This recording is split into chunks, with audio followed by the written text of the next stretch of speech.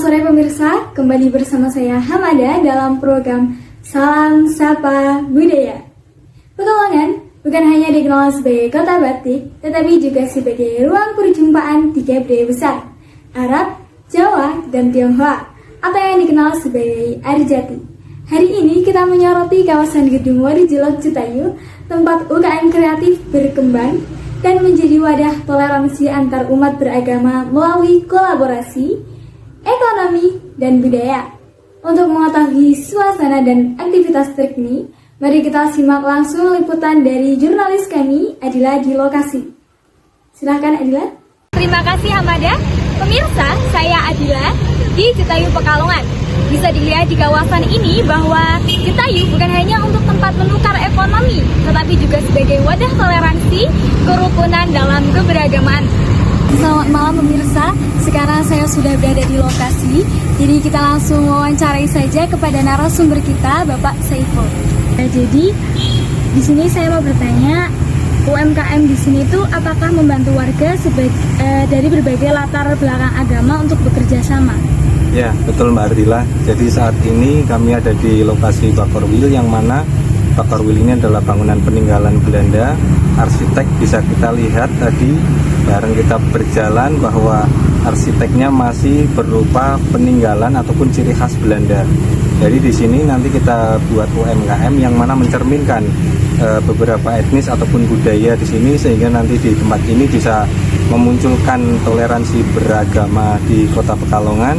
Kita angkat budaya yang ada di Pekalongan, UMKM-nya pun kita berdasarkan aspirasi yang ada di Kota Pekalongan, kita hiasi misalkan dari Tionghoa, kita wujudkan permintaan orang-orang Tionghoa, yang mana Tionghoa itu memiliki ciri khas memakai lampion.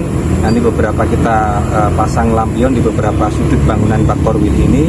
Kemudian nanti untuk dari etnis Arab, kita angkat budaya Arab, yang mana lebih kepada nanti kuliner apa yang disukai Arab. Contoh misal nanti kita buat menu khas ciri Arab, yaitu nasi kebuli yang ada di Kota Pekalongan ini, kita angkat di sini, kita wujudkan beberapa dengan bumbu khas Arab dan peninggalan dari generasi ke generasi. Kemudian dari Jawa, tentunya karena Jawa di Kota Pekalongan adalah mayoritas, kita harapkan bahwa dari Jawa bisa mengayomi ataupun nanti merangkul beberapa etnis minoritas di Kota Pekalongan, tidak hanya Tionghoa dan Arab, akan tapi yang kita ketahui bahwa Pekalongan ini memiliki beberapa agama, baik itu Hindu, Buddha, sudah ada tempat ibadahnya juga di Kota Pekalongan. Dan seperti yang Mbak Ardila lihat secara langsung bahwa Pekalongan sangat menjaga toleransi antar umat beragama, sehingga kita konsep menjadi satu kesatuan.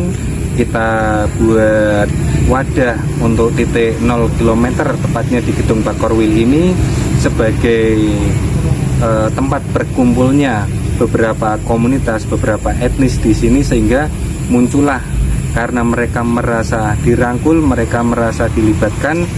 Inilah yang nanti menjadi salah satu tujuan kita, bisa mempersatukan beberapa etnis di Kota Pekalongan ataupun beberapa agama di Kota Pekalongan.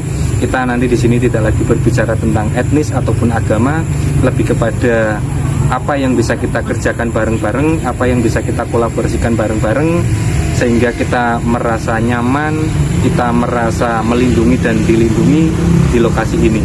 Begitu Mbak Adila.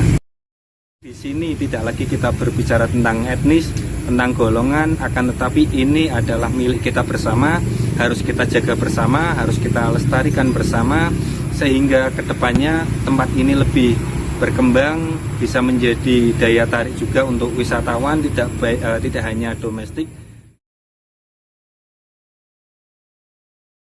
Baik Pak, mengingat bangunan ini adalah aset dari pemerintah Provinsi Jawa Tengah, apakah Bapak Gubernur mensupport kegiatan UMKM di sini?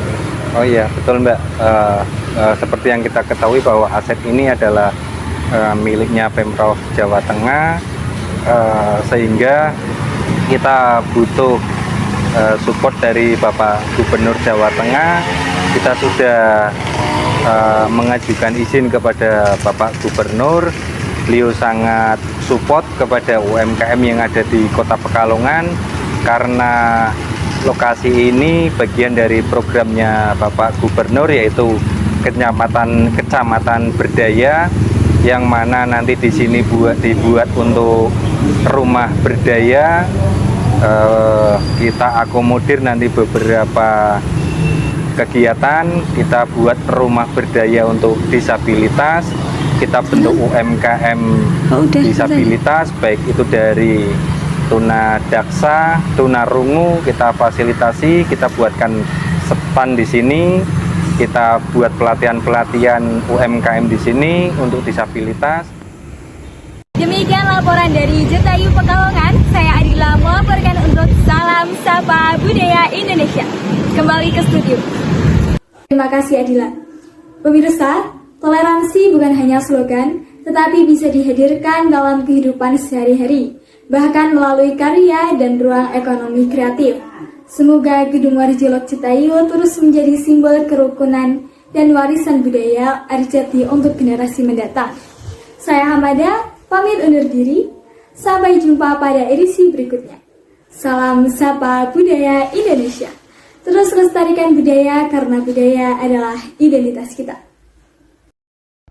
Bangunan aset Pemprov Jawa Tengah ini bukan hanya tempat UMKM, tetapi juga rumah berdaya yang menguatkan difabel, perempuan, anak, dan lansia melalui pelatihan, perlindungan, dan ruang edukasi yang inklusif. Berita ini menunjukkan bahwa kebijakan pemerintah bisa benar-benar menyentuh kelompok rentan dan mendorong kita untuk terus mendukung program sosial yang menghadirkan manfaat nyata bagi masyarakat.